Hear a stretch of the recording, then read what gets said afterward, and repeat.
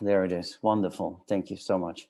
And apologize to everyone in the meeting that I'm just so clumsy. Just let me move ahead. My name is Joop Meijer, and I'd like to thank Vaclav and Crystal for organizing this and giving us the opportunity to tell you something about Cardionovum. I'm the VP Sales, mainly concentrating on the European markets. And if we go to the next slide, I'd like to share with you the Cardionovum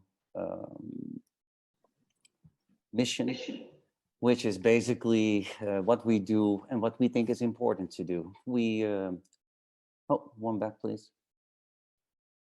Yeah, you can go, yep, no, back. Yeah.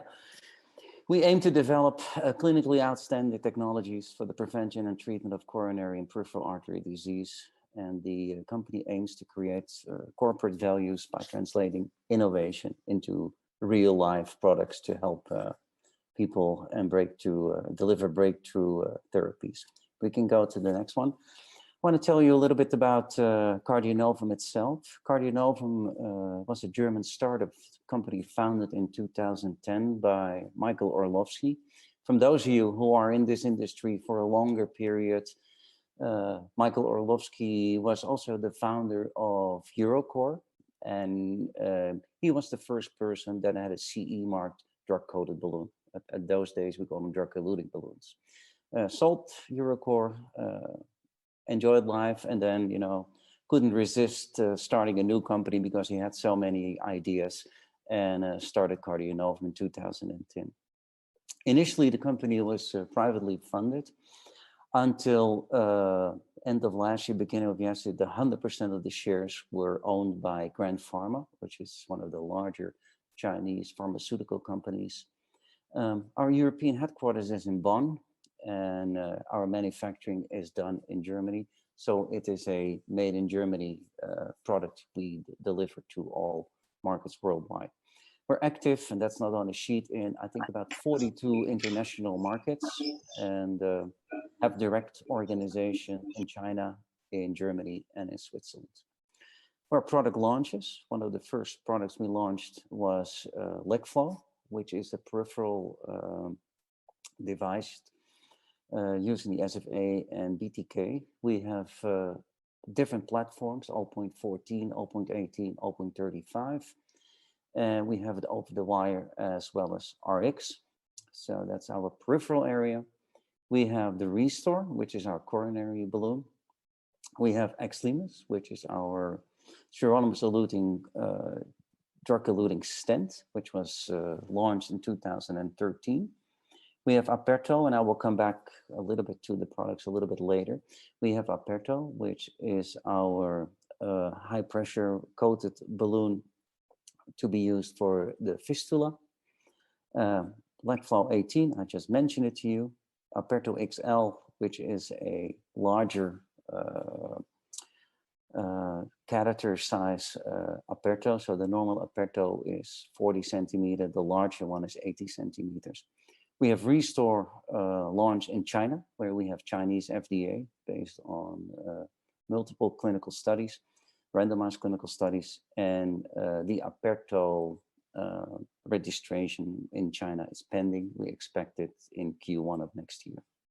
Can we go to the next one? Again, if we look at our product portfolio, and one of the major things I want to highlight here is our safe packs. So as I just mentioned, Restore, we have for the coronary intervention, as well as Extremis. Restore in Europe, China, Extremis, Europe. Just to be very specific, and we come to that, the coating on all our DCBs is paclitaxel based. So the stent is sirolimus. The coating on our balloons is paclitaxel.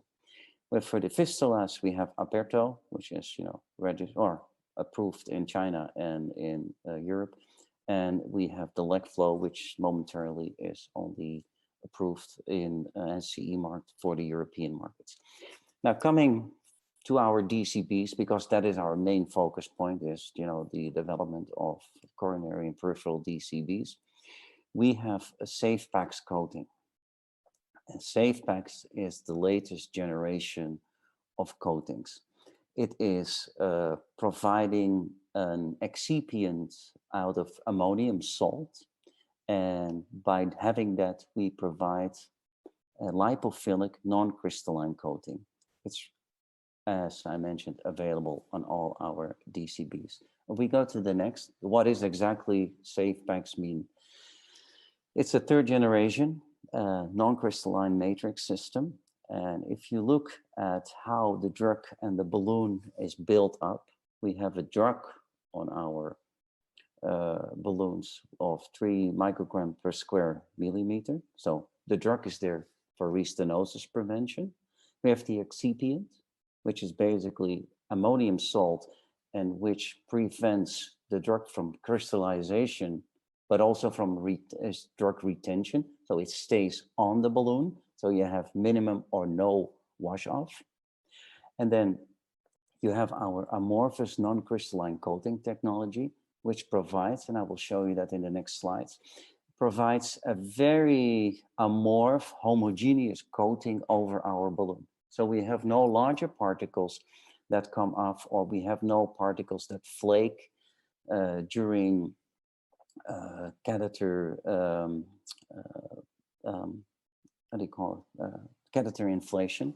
But we'll see that on the next slide. Can we go to the next slide?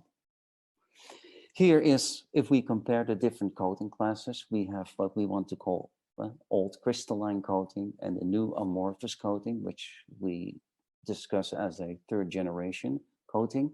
So if you look at the older coatings and you want to compare it, we'd like to compare it with a sugar cube, like you have cubes of sugar, crystalline, how it is on the balloon surface. But you see very often, you see the white balloons if you open up the packaging, and you see even the flaking of the coating. What we've done is comparable with honey. Honey, it's non-crystalline, it's an amorph, it's a solid coating over the balloon surface. Crystalline excipients, you know, we've written them there. It's the major balloon manufacturers there are at the moment. They use a more of a crystalline excipient, where we have the polymeric excipients. Can we go to the next one? And as I mentioned before, during balloon inflation, the word I couldn't find so quickly, crystalline coating is affected by mechanical stress because of its rigid structure. You know, you go into the vessel, you maneuver the catheter, you place the catheter, you inflate, and during the inflation, it cracks open a little bit. And by doing this mechanical stress, you lose a lot of the particles of the crystalline coating, which is referred to as washed off. Whereby as an amorph, it's more elastic and it's non-wash off during inflation. Can we go to the next? So here you see a kind of a microscopic picture. When you see our balloon, it's clear. You don't see any particles because there are no particles. It's amorph. And then if you if you use the microscope and you do at the end you use the electronic microscope, you see again it's a very, very smooth surface, which is no loss of paclitaxel during catheter movement as well as during catheter inflation. I think these are the main aspects of our coatings I want to highlight here. Now maybe if we can go to the next is what we can offer, you know, as a company, because that's why we're presenting here. We are also looking for partners in several markets in Europe, outside of Europe. We're an innovative German manufacturer of cardiovascular and peripheral devices. We have a unique coating, and I explained it to you in a few words. I mean, should we ever come to an agreement, I'm sure we do it all in detail. We have the widest range of peripheral DCBs, you know, with a high pressure balloon for the fistula. We have coronary and peripheral randomized clinical data, and we have a solid financial structure, particularly because of our mother company, Grand Pharma. We have an experienced marketing and sales staff, in-house regulatory, quality, and R&D with an extensive portfolio. We have direct organization in Germany and Switzerland, and we have first-class manufacturing in Germany. I want to go to my last slide. As I mentioned, we're looking for, additional partners, reliable, for several geographic areas, sales agents, because, that's in some markets also an alternative. We want to increase our number of KOLs, and we are on the way at the moment to increase our market penetration and awareness. That was, we can go to the next, but that's the last one. Thank you for your attention, and please let me know in case you have any questions. Thank you, Joop, for the intriguing presentation. Now is the floor for questions. So guys, feel free. Okay, I got one. Joop. Yes. What about the wash out of the paclitaxel in your balloon? Do you have any studies? What is the percentage? And I want you to tell me the difference between the coronary and the peripheral balloons that are paclitaxel coated. Do you have any studies about it? Okay, well, let me come back to the initial question. All our DCBs have the same coating. So the peripheral as well as the coronary balloon, they both have the safe packs, which creates an amorph non-crystalline coating, and which is the ammonium salt as the excipient. We are on the way with studies comparing different devices and their wash off, but we can, from initial studies we did, we can say that the wash off is below around 2%. So it's a very low percentage of wash off. Again, as I mentioned, there's no differences between our peripheral and our coronary coating. And at the moment, we only have the paclitaxel coating available. One of the aspects here may be, and it's of course also the conversation about the meta-analysis of Katsanos, which is, referring to paclitaxel coated balloon. However, if you read that article and you read also the conclusion, the whole meta-analysis is referring to crystalline coated. It's not, the non-crystalline coated devices are not mentioned in there. And we know also that our device is not taken into any of those studies, which was done by Katsanos. Cool. That's good. You mentioned that for now you have paclitaxel only. So are you intending to have sirolimus on it in the future? I think like every company does, of course, it is such an important drug, and of course there are results on the stand. So yeah, like everybody, we're looking into that as well. But that's what I can say about it at the moment. Okay, thanks, man. You're welcome. Yep, thank you for the intro. Thank you. In the world of cardiology, the importance of clinical papers and strong opinion leaders. Could you refer to some of those recent papers you have behind the products, and what are your, I would say, leading opinion leaders we could refer to? We have for our coronary randomized clinical studies. There are both for the coronary line. We've done in-stent restenosis, which is the general, and small vessel disease. Both studies are done because they were mainly done for our registration in China. They were done in China. The next study we will be doing will be one on bifurcation. And there it will be a combined group, as we see it now, a combined group of European and Chinese physicians. But the randomized data on the Restore coronary balloon is from China. We have a lot of registry data, which we did in Europe with different centers in Italy and the Netherlands and Spain. Yeah. Thank you. You're welcome. Okay, guys, some further questions? Can you hear me? Hello. I'd like to ask, what is the approved shelf life of your drug-coated balloons and stents, please? It's 24 months. 24 months. Okay.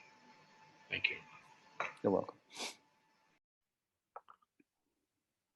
Yep, you mentioned a couple of the markets you are in. What are the markets which you are looking for to get to? We are definitely looking to go to France. That is, a difficult market to enter to find a distribution model. And we are also looking for markets going more east. We think about Turkmenistan and Ukraine and these kind of markets. We're covered in, I would say, in all European markets. In some markets, we're still looking for maybe only coronary distribution partners because we already have a peripheral.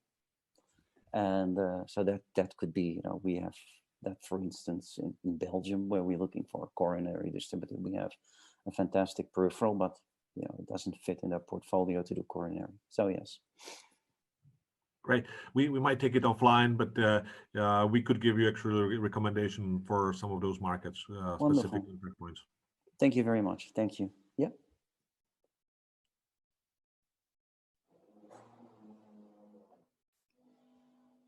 Okay. Okay, guys, more questions?